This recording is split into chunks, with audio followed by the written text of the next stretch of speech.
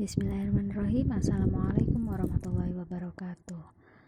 Baiklah, pada pekan 7 kali ini kami dari kelompok 1 akan memaparkan tentang presentasi kami untuk bab 11 dan juga 12, yang mana saya perkenalkan terlebih dahulu, yaitu kelompok 1 di sini beranggotakan oleh Mbak Rizka, kemudian Mas Riswanda, dan juga saya sendiri Sila Ilmundita.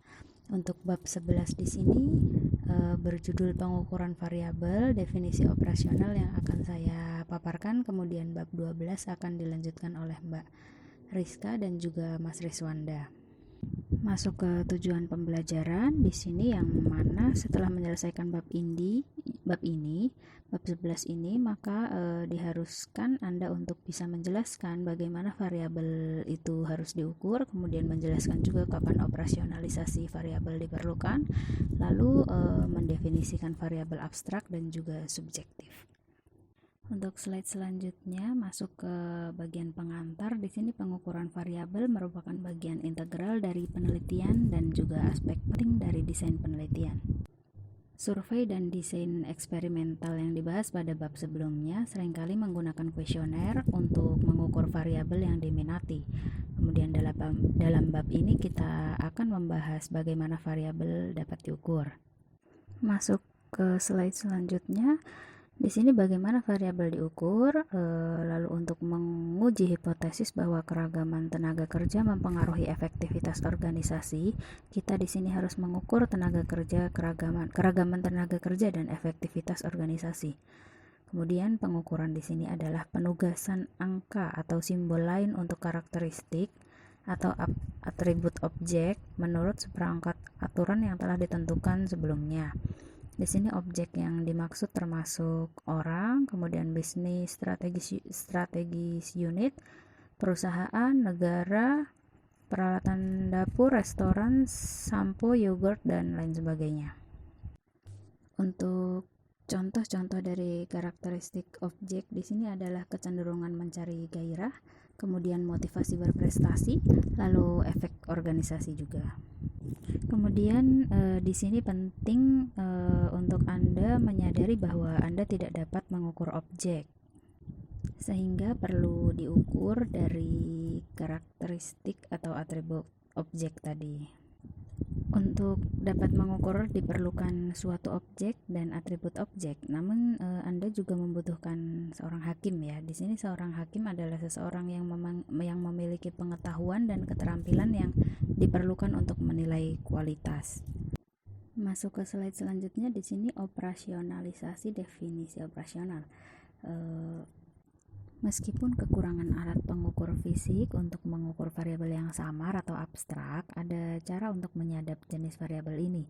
Salah satu tekniknya adalah dengan mereduksi gagasan atau konsep abstrak ini menjadi perilaku atau karakteristik tadi.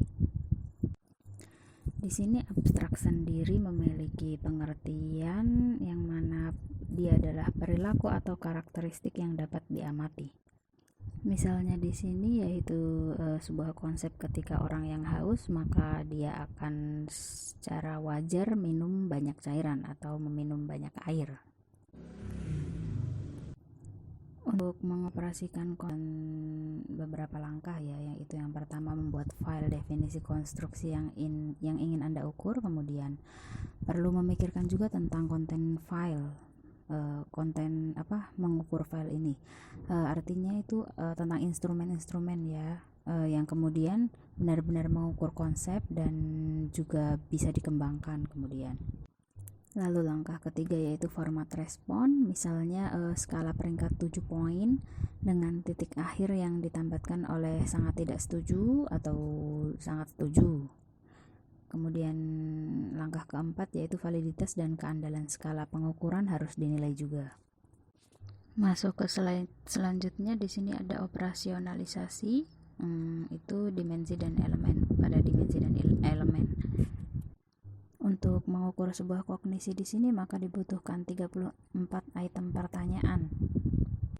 34 item ini diperlukan karena jika kita menggunakan kurang dari 34 item tersebut, maka pengukuran skala mungkin tidak akan mewakili seluruh domain atau seluruh bagian yang membutuhkan kognisi tadi. Dan juga sebagai konsekuensinya yaitu pengukuran kami di sini tidak akan valid. Untuk contoh konstruksi dengan lebih dari satu dimensi adalah agresi. Agresi di sini memiliki setidaknya 2 dimensi, yaitu agresi verbal dan agresi fisik.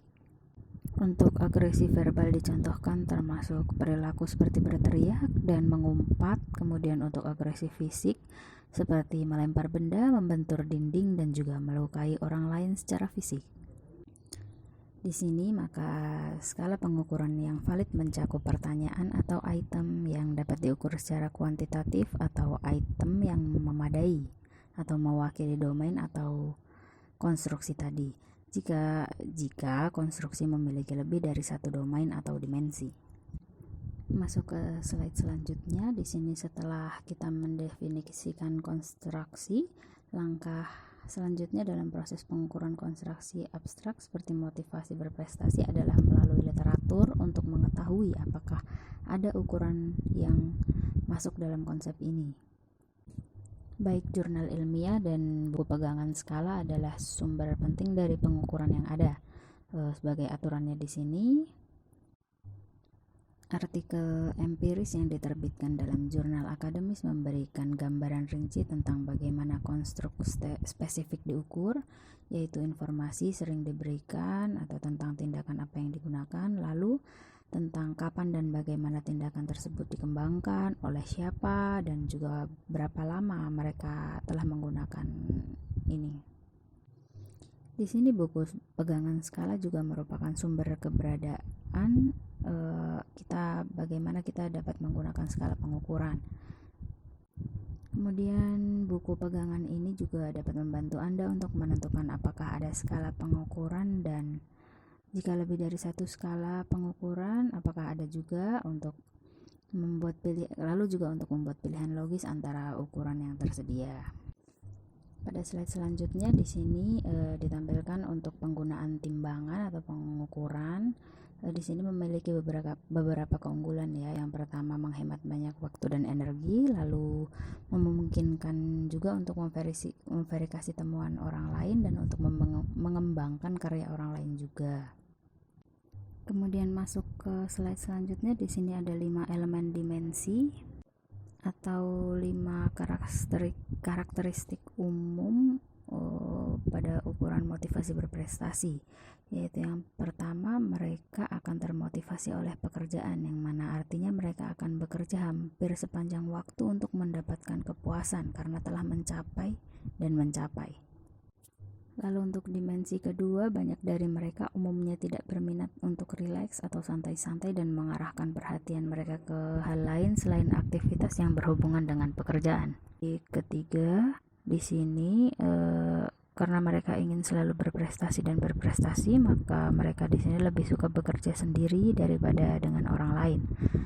Untuk dimensi keempat, dengan pikiran dan hati yang tertuju pada pencapaian, di sini golongan ini lebih suka terlibat dalam tantangan, kemudian mencari pekerjaan yang lebih menantang daripada mengerjakan pekerjaan yang mudah.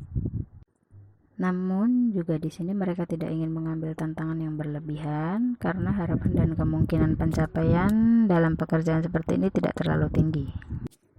Untuk dimensi kelima di sini, mereka sangat ingin mengetahui bagaimana kemajuan mereka dalam pekerjaan mereka seiring berjalannya waktu. Artinya di sini mereka ingin mendapatkan umpan balik yang sering secara langsung dan halus dari atasan atau kolega dan lainnya. Bahkan juga dari bawahan mereka. Di sini tidak lain untuk mengetahui bagaimana kemajuan mereka dalam kinerja. Dengan demikian, di sini kami mengharapkan mereka yang memiliki motivasi berprestasi tinggi untuk mendorong diri mereka sendiri untuk bekerja keras, kemudian menemukan tidak ingin untuk terlalu bersantai, kemudian lebih suka bekerja diri, lalu juga terlibat dalam pekerjaan yang menantang namun tidak terlalu susah, dan juga untuk mencari umpan balik. Untuk slide selanjutnya dijelaskan pada elemen dimensi 1 di sini dimungkinkan untuk menggambar perilaku seseorang yang didorong oleh pekerjaan. Di sini seperti seseorang itu akan berada di tempat kerja sepanjang waktu atau enggan untuk mengambil cuti dari pekerjaan atau bertahan bahkan dalam menghadapi beberapa kegagalan atau kalau bisnis kebangkrutan seperti itu. Jadi jumlah jam yang mereka gunakan untuk bekerja adalah indeks sejauh mana pekerjaan dapat memotivasi mereka. Jika kita dapat mengukur beberapa jam per minggu yang dihabiskan individu untuk aktivitas terkait pekerjaan, di sini memutuskan mereka dalam menyelesaikan tugas sehari-hari dan berapa sering dan untuk alasan apa mereka mengambil cuti dari pekerjaan mereka. Di sini dapat mengukur sejauh mana karyawan termotivasi juga oleh pekerjaan. Untuk elemen dimensi 2 di sini, tingkat keengganan untuk bersantai dapat diukur dengan bertanya kepada karyawan, yaitu seberapa sering Anda memikirkan tentang pekerjaan saat Anda jauh dari tempat kerja, lalu apa hobi Anda, lalu bagaimana Anda menghabiskan waktu Anda ketika Anda jauh dari tempat kerja. Nah, mereka yang bisa bersantai di sini akan menunjukkan bahwa mereka umumnya tidak memikirkan pekerjaan atau tempat kerja di rumah, di mana mereka bisa menghabiskan waktu untuk hobi dan terlibat dalam aktivitas waktu luang serta menghabiskan waktu bersama keluarga atau dalam kegiatan sosial budaya lainnya. Dengan demikian di sini kami dapat menempatkan karyawan pada suatu kontinum mulai dari mereka yang sangat rileks hingga yang memiliki rileks sangat kecil atau sangat bersemangat bekerja. Dimensi ini juga kemudian menjadi terukur ya, terskala, terrating. Untuk elemen dimensi 3, individu dengan motivasi berprestasi tinggi tidak memiliki kesabaran dengan ketidakefektifan orang dan juga enggan bekerja dengan orang lain. Sedangkan orang yang memiliki motivasi berprestasi dalam organisasi dapat melakukannya dengan peringkat yang sangat tinggi pada kecenderungan perilaku ini. Untuk elemen dimensi 4, ukuran seberapa semangat orang dalam mencari pekerjaan yang menantang dapat diperoleh dengan bertanya kepada karyawan tentang jenis pekerjaan apa yang mereka sukai. Mereka yang motivasinya rendah mungkin akan lebih memilih rutinitas pekerjaan dibanding pekerjaan yang menantang. Nah, di sini dengan demikian mereka yang mencari tantangan moderat juga dapat diidentifikasi. Untuk elemen dimensi kelima di sini mereka yang menginginkan umpan balik dari atasan, rekan kerja dan bahkan dari bawahan mereka. Di sini mereka ingin mengetahui pendapat orang lain tentang seberapa baik kinerja mereka. Umpan balik yang positif maupun negatif menunjukkan kepada mereka seberapa banyak yang mereka capai. Jika mereka menerima pesan yang menyarankan perlunya perbaikan, mereka akan segera menindaklanjuti karena itu terkait dengan kinerja mereka sendiri. Dengan demikian mengoperasionalkan konsep motivasi berprestasi dengan mengurangi tingkat abstraksi menjadi perilaku yang dapat diamati. Mungkin juga untuk mengembangkan ukuran yang baik untuk memanfaatkan konsep motivasi berprestasi tadi. Untuk review dari operasi bahwa variabel yang lebih objektif seperti usia atau pendidikan tingkat nasional mudah diukur melalui pertanyaan sederhana dan lugas dan tidak harus dioperasionalkan.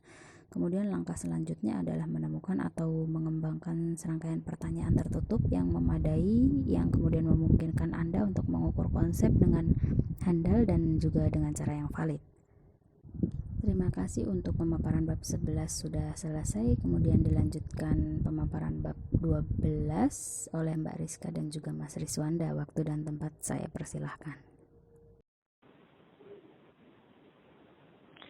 Assalamualaikum warahmatullahi wabarakatuh. Kali ini saya akan mempresentasikan mengenai pengukuran, penskalaan, keandalan, serta validitas. Yang pertama adalah pendahuluan. Kita akan membahas tentang pentingnya skala. Kita perlu memberikan angka atau simbol lain pada variabel dengan beberapa cara. Perhatikan bahwa aturan untuk menyiapkan angka ke karakteristik objek harus distandarisasi dan diterapkan secara konsisten. Angka memungkinkan kita untuk melakukan analisis statistik pada data yang dihasilkan dan dalam penelitian deduktif untuk menguji hipotesis yang telah kita kembangkan. Terlebih lagi, mereka memfasilitasi komunikasi hasil penelitian kita. Dalam bab ini kita akan memeriksa jenis skala yang dapat diterapkan untuk menetapkan angka ke karakteristik objek dan selanjutnya melihat bagaimana kita sebenarnya menerapkannya atau menerapkan hal tersebut. Lalu selanjutnya 4 tipe skala. Yang pertama adalah skala nominal. Skala nominal adalah salah satu yang memungkinkan peneliti untuk menetapkan subjek ke kategori atau kelompok tertentu. Misalnya, dalam hal variabel jenis kelamin, responden dapat dikelompokkan menjadi 2 kategori, laki-laki dan perempuan. Kedua kelompok ini dapat diberi nomor kode 1 dan 2. Nomor-nomor ini berfungsi sebagai label kategori yang sederhana dan nyaman tanpa nilai intrinsik. Selain untuk menetapkan responden ke salah satu atau 2 kategori yang tidak tumpang tindih atau saling eksklusif. Lalu selanjutnya, skala ordinal. Skala ordinal tidak hanya mengkategorikan variabel sedemikian rupa untuk menunjukkan perbedaan di antara berbagai kategori, namun juga mengurutkan kategori dalam beberapa cara yang bermakna. Dengan variabel apapun yang kategorinya akan diurutkan menurut beberapa preferensi, skala ordinal akan digunakan. Preferensi akan diberi peringkat, misalnya dari yang terbaik ke yang terburuk, dari yang pertama ke yang terakhir, dan seterusnya. Lalu selanjutnya skala interval. Dalam sebuah skala interval, jarak yang sama secara numerik pada skala mewakili nilai yang sama dalam karakteristik yang diukur.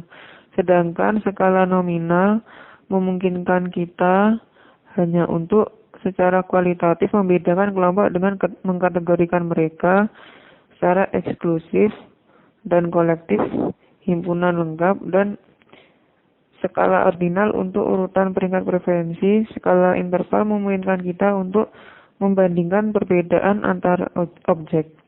Perbedaan antara 2 nilai pada skala identik dengan perbedaan antara 2 nilai skala lainnya.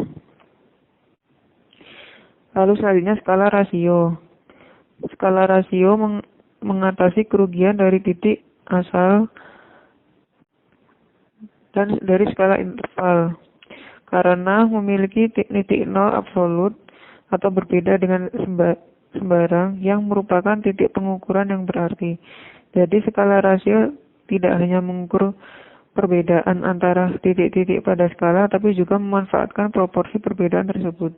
Ini merupakan skala yang paling kuat dari 4 skala yang telah dijelaskan dikarenakan memiliki titik asal nol yang unik atau bukan titik asal sembarangan, serta mensubsumsikan semua properti dari 3 skala lainnya.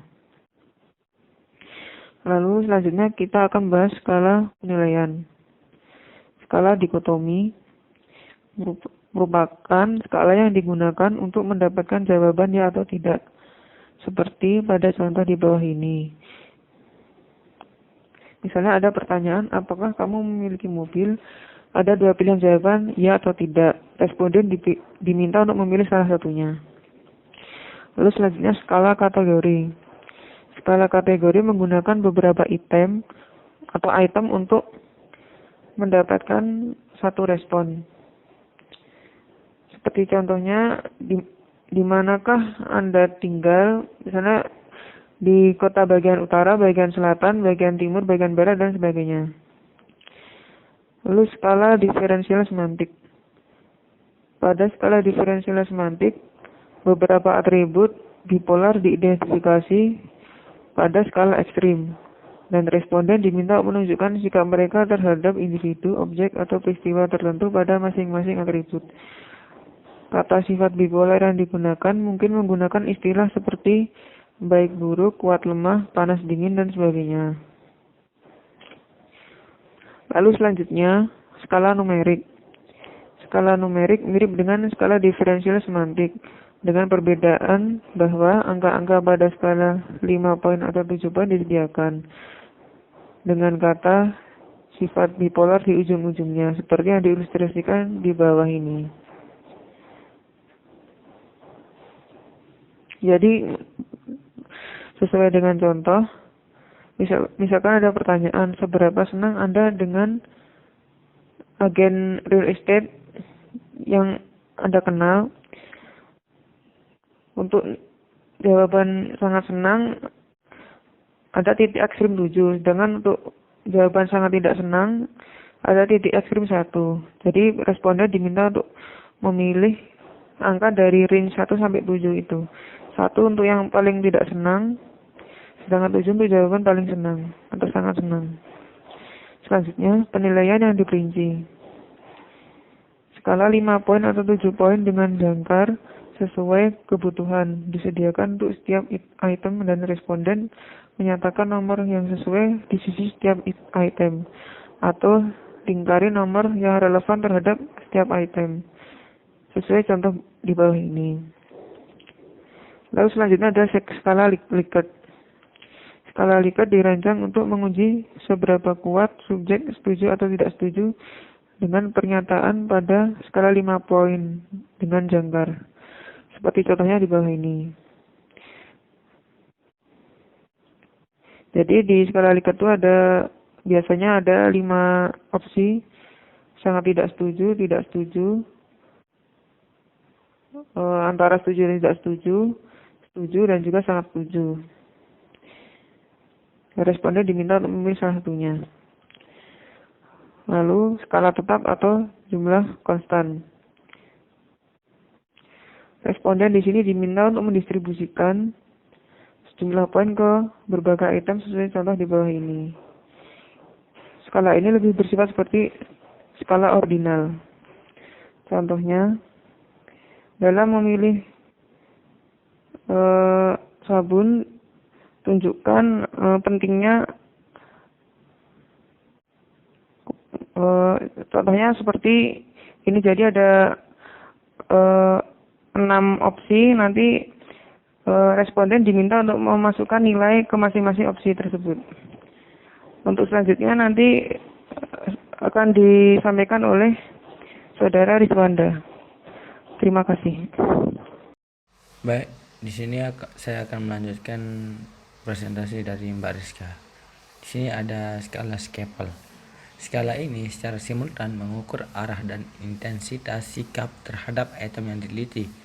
Karakteristik yang menarik untuk nilai ini ditempatkan di tengah dengan skala numerik yang berkisaran, katakanlah dari +3 hingga -3. Nah, di kedua sisi item seperti yang diilustrasikan pada contoh di bawah ini. Nah, ini memberikan gambaran tentang seberapa dekat atau jauh respon individu terhadap stimulus tersebut, karena ini tidak memiliki titik nol mutlak. Ini adalah skala interval.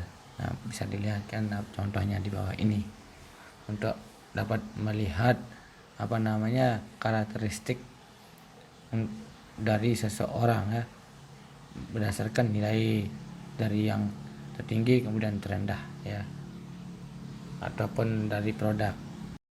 Nah, selanjutnya ada skala penilaian grafis. Nah, representasi grafis membantu responden untuk menunjukkan pada skala ini jawaban mereka atas pertanyaan tertentu dengan memberi tanda pada titik yang sesuai pada garis. Nah, seperti pada contoh di bawah ini ya. Ini adalah skala ordinal.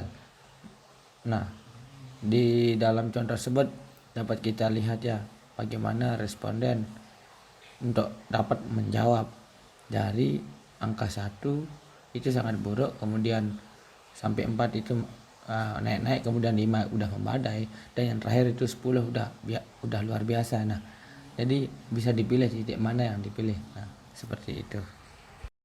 Nah, selanjutnya ada skala konsensus. Skala ini juga dapat dikembangkan melalui konsensus, di mana panel juri memilih item tertentu yang dalam pandangannya mengukur konsep yang relevan.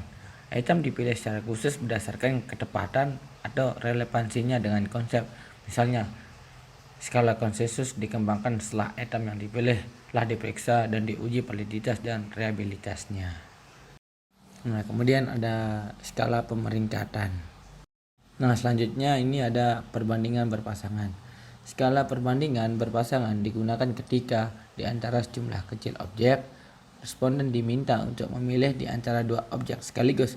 Ini membantu untuk menilai preferensi. Nah, misalnya dalam contoh sebelumnya, selama perbandingan berpasangan, responden secara konsisten menunjukkan preferensi untuk produk 1 di atas produk 2, 3, dan 4.